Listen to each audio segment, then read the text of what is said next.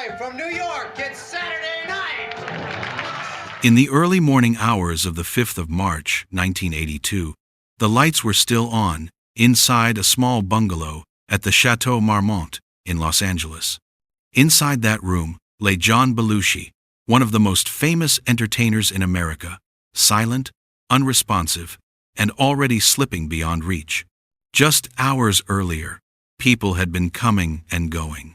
Friends, acquaintances, familiar faces from Hollywood nights that never seemed to end. Laughter, music, and the illusion that everything was still under control. But sometime between those visits, between those moments no one thought were dangerous enough to stop, something crossed a line that could never be uncrossed. John Belushi did not die alone. Yet, in his final hours, no one truly stayed. What happened inside that bungalow was not a sudden tragedy. It was not a single reckless moment. It was the final chapter of a pattern played out slowly, publicly, and in front of people who had seen it before and learned to look away. This is not the story of a comedian's life. This is the story of a single day, 24 hours, in which warnings were ignored, boundaries disappeared, and a man at the peak of fame quietly ran out of time. Tonight, we rewind those hours. We follow the footsteps in and out of that room. We trace the choices, the silences, and the moments when everything could have stopped, but didn't. This is what really happened in the final hours of John Belushi. The news spread through Los Angeles before the sun had fully risen. At first, it moved quietly, whispers between hotel staff, phone calls exchanged in hushed tones, assistants waking executives far too early. Then, within hours, it exploded across radio stations, newsrooms, and television screens. John Belushi was dead. For the public, the shock came not just from the loss itself, but from the contradiction it exposed. Belushi was 33 years old. He was at the height of his earning power, his fame, and his influence. Just years earlier, he had been named the highest-paid performer in Hollywood. His face was everywhere. His voice, his characters, his physical comedy had defined a generation's sense of humor. And yet, the headline did not read like the end of a triumphant career. It read like a warning no one had listened to. Outside the Chateau Marmont, reporters gathered quickly. Cameras pointed toward the low bungalow walls that suddenly seemed far too small to contain the weight of what had happened inside. There were no dramatic crime scenes, no flashing police lights dominating the entrance. Just a quiet, uncomfortable stillness broken only by speculation. How could someone so visible disappear so completely in the span of one night? Within hours, the questions began to stack on top of one another. Who had been with him? When was he last seen alive? What exactly happened inside that room? Hollywood reacted with a familiar mixture of grief and deflection. Colleagues spoke of Belushi's brilliance, his generosity, his unmatched energy. Many insisted that he had simply pushed too hard, lived too fast, burned too brightly. Others avoided specifics altogether, retreating into vague statements about a tragic loss and private pain. But beneath those polished condolences lay an unspoken discomfort. Because Belushi's struggles were not a secret. For years, his behavior had been an open joke, a tolerated excess, a known risk everyone assumed someone else would manage. His erratic appearances, missed commitments, and escalating habits had been documented, whispered about, and sometimes even laughed off as part of the legend. Now, that legend had ended in a hotel room. For fans, the loss felt personal. Belushi was not just a movie star or a television performer. He was chaos made joyful. He was rebellion without cruelty. He was the physical embodiment of a kind of freedom that felt untouchable. To learn that he had died quietly, in a place associated with indulgence rather than care, felt deeply unsettling. The entertainment press moved quickly, but cautiously. Early reports avoided detail. Words like "found unresponsive" and "suspected overdose" appeared, but without clarity. No one wanted to be the first to say too much. Not yet. Yet the cultural impact was immediate. Conversations began to shift. Questions that had once been brushed aside now demanded answers. How long had this been coming? Who had seen the signs? And why, in a room full of people, over the course of that final day, had no one stepped in when it mattered most? Belushi's death did not feel like an isolated tragedy. It felt like the collapse of a system that had normalized excess, rewarded chaos, and confused indulgence with genius. As the shock settled into grief, one truth became impossible to ignore. This was not just about how John Belushi died. It was about how he had been allowed to live in the days and years leading up to that final night. To understand what happened inside that bungalow, we have to go backward. Not just to the night before, but to the moments that shaped the man who would eventually walk into the Chateau Marmont and never walk out again.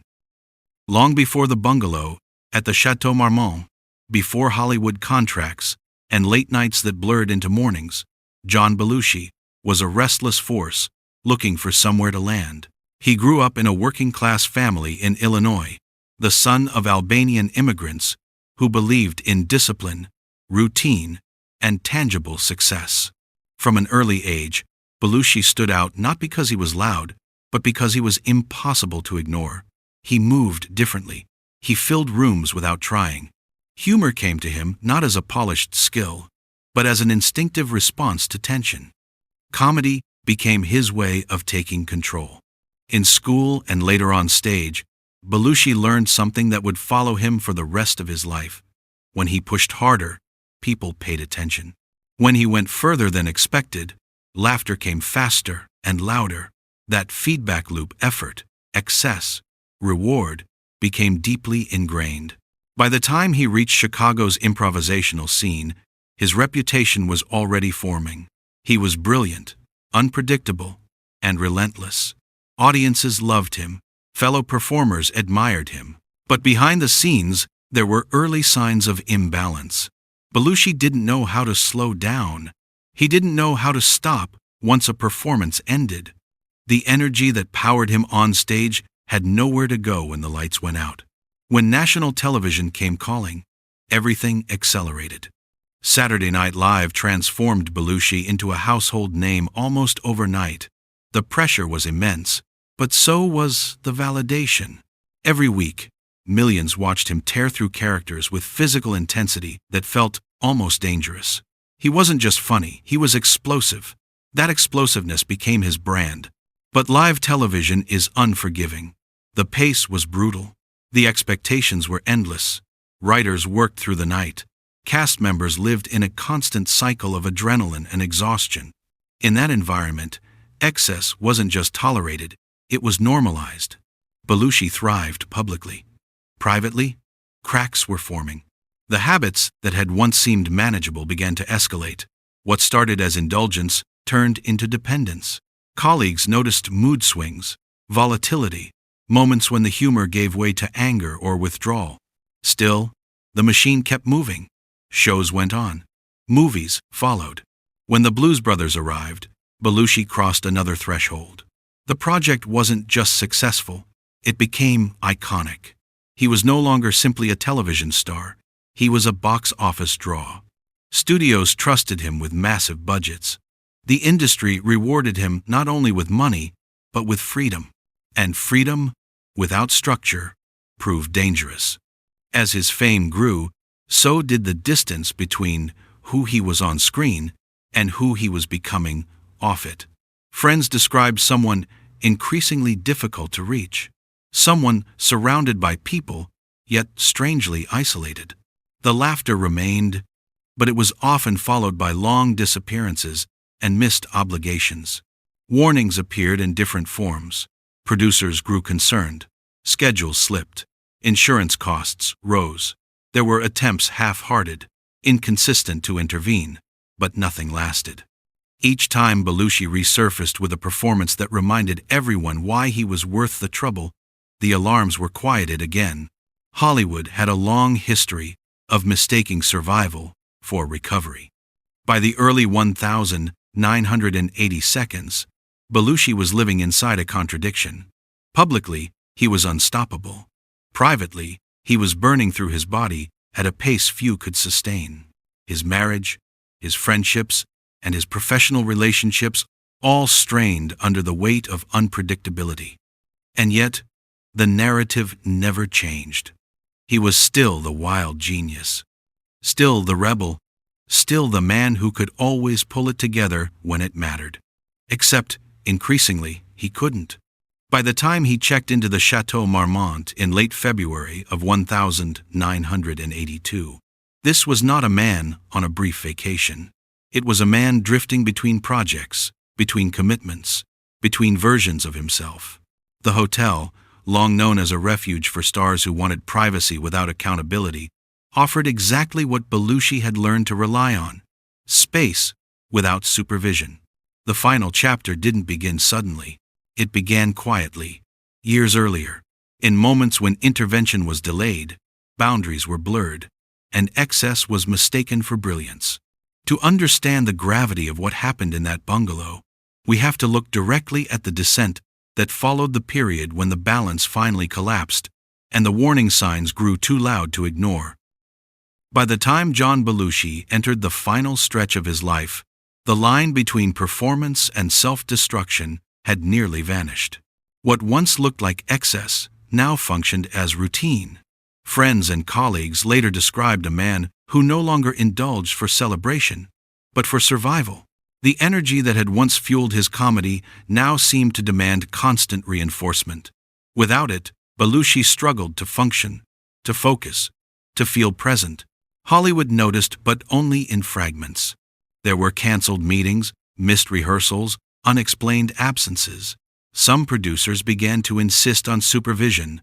Others quietly backed away, unwilling to shoulder the risk. Insurance companies raised concerns. Studios whispered about liability.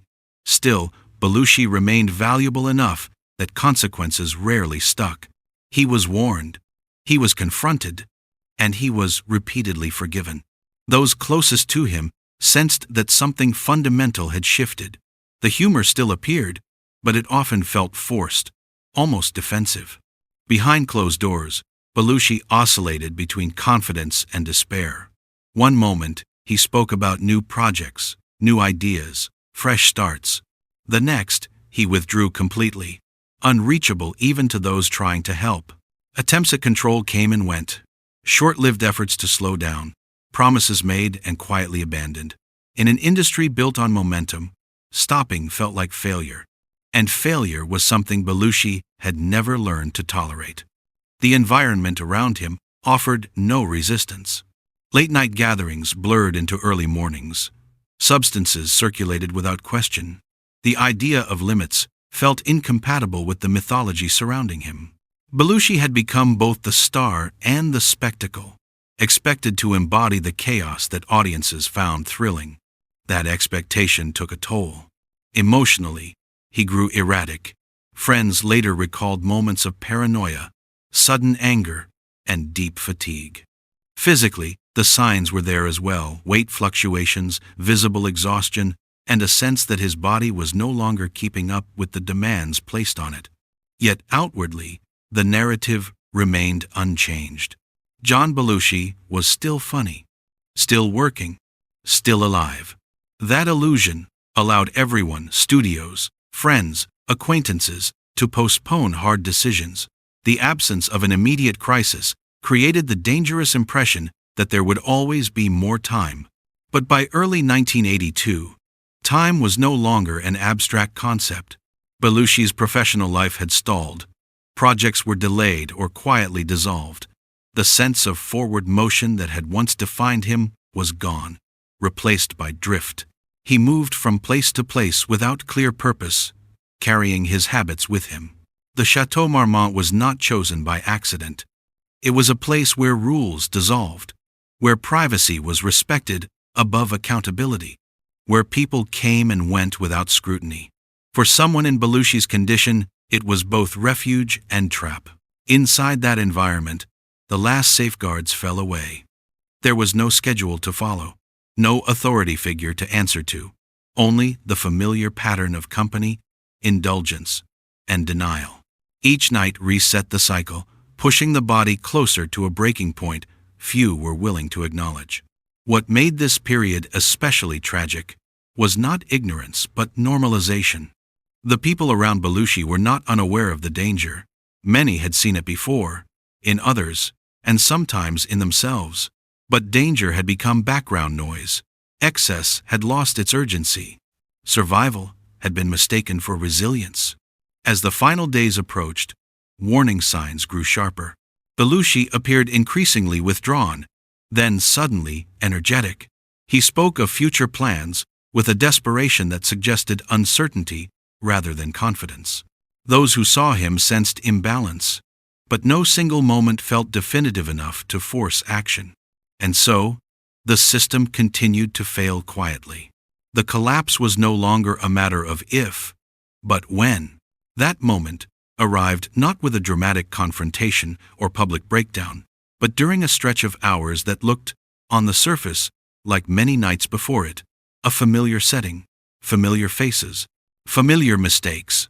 To understand how close intervention came and how easily it slipped away, we have to move forward again, into the final stretch, into the days and hours when the end was no longer distant, but approaching fast.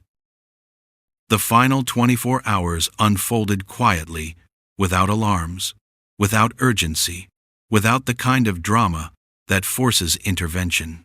On the 4th of March 1982, John Belushi remained inside his bungalow at the Chateau Marmont. The space was small, intimate, and insulated from the outside world. Thick walls, low lighting, and an atmosphere that discouraged questions. It was the kind of place where time seemed to slow down, where consequences felt distant. Throughout the day, people came and went. Some visits were brief, others lasted longer. Conversations drifted between casual talk and familiar humor. There was nothing about the setting that suggested a countdown had begun. To those passing through, it looked like another stop in a pattern they had seen many times before. As evening approached, the atmosphere inside the bungalow shifted subtly. The room grew more crowded, then gradually emptied again. Each departure reduced the number of witnesses.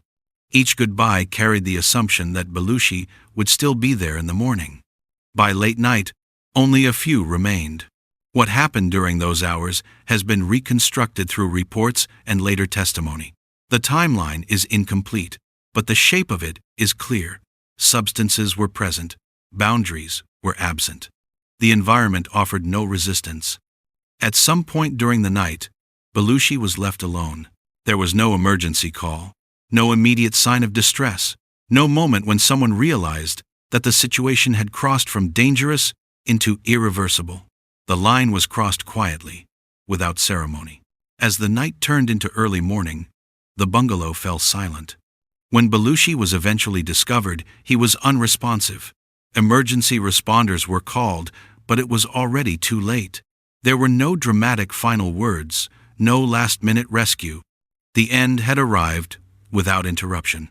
The official cause would later confirm what many had already suspected, but the confirmation did little to ease the discomfort surrounding the circumstances. The question was no longer simply what happened, but how it was allowed to happen in a space filled with people, warnings, and opportunities to intervene. In those final hours, there was no single catastrophic decision. There was only momentum, a system that had learned to look away, a circle that had normalized risk. A man whose limits had been tested for years finally exceeded without resistance. The tragedy of that bungalow was not just the silence that followed. It was the noise that came before it, and the way everyone had learned to tune it out. As dawn broke over Los Angeles, the city moved on, but inside that small room, a life defined by motion and energy had come to an irreversible stop. The story did not end there, because what followed, questions, investigations, and cultural reckoning, would shape how this death was understood, debated, and remembered for decades to come. In the days that followed John Belushi's death, silence gave way to scrutiny. Authorities moved in carefully, aware that this was not just the death of a private citizen, but of a cultural figure whose life had unfolded largely in public. The bungalow at the Chateau Marmont was examined. Statements were taken. Timelines were reconstructed from fragments, arrival times, departures, brief encounters remembered differently by different people. What emerged was not a mystery filled with missing evidence, but something more unsettling. A tragedy with too many witnesses and no clear moment of intervention. The official investigation focused on the cause of death, which was determined through medical examination. The conclusion aligned with long-standing concerns about Belushi's health and habits.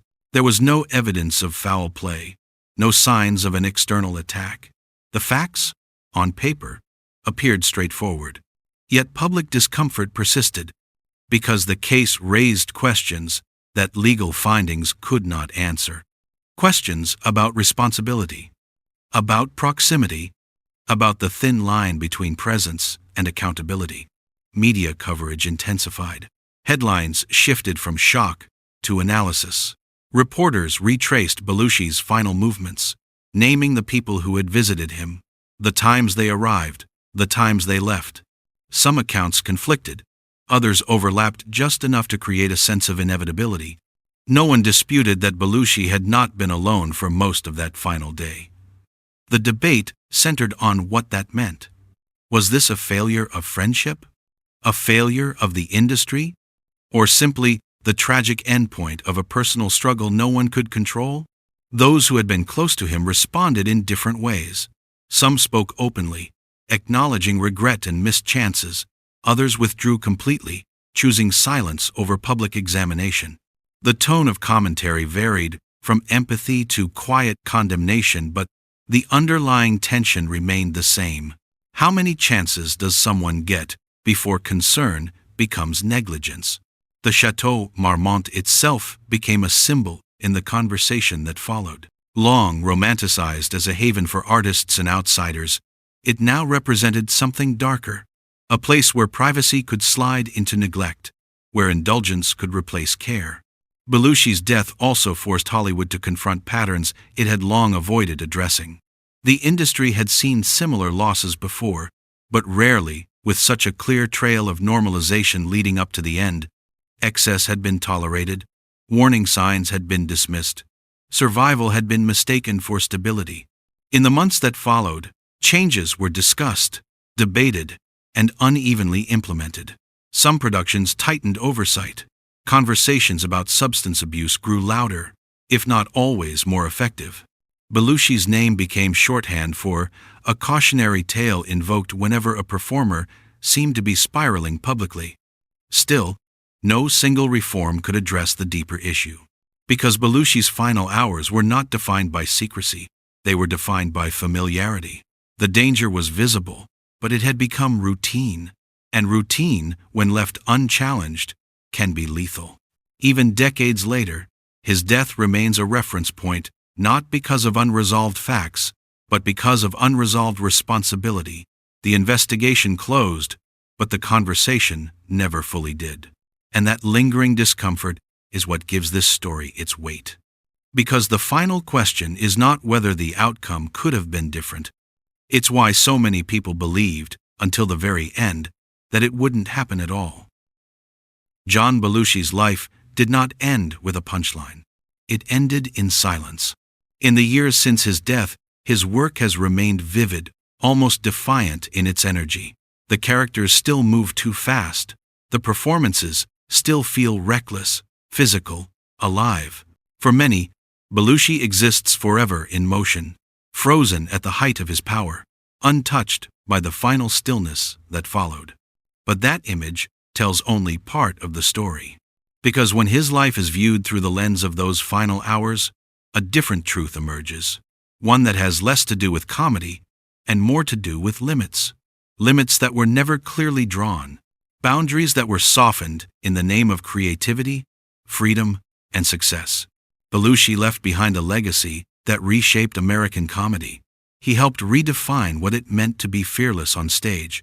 He showed that humor could be physical, raw, and unapologetic. His influence can still be seen in performers who push themselves beyond comfort, chasing the same intensity that once made him unforgettable. But his death also left a quieter legacy. It forced a reckoning, one that asked whether brilliance should ever come at the cost of care, whether presence without responsibility is enough, whether watching someone struggle without intervening is a form of participation. Looking back, the tragedy is not that Belushi lived fast. It's that when he slowed down, even briefly, there was no system strong enough to catch him. In that bungalow, during those final hours, nothing extraordinary happened. There was no grand collapse, no dramatic farewell, just a continuation of patterns that had been allowed to exist for too long, unchallenged. And that is why his story endures. Not because of how he died, but because of what his death reveals about the world around him, about how easily talent can be mistaken for invincibility, about how success can disguise fragility, about how silence, when it replaces action, can become fatal. Belushi's final moments were not a mystery waiting to be solved. They were a warning waiting to be heard. And decades later, as his work continues to make people laugh, the question remains quiet, unresolved, and deeply human. How many final hours pass unnoticed before we decide to care?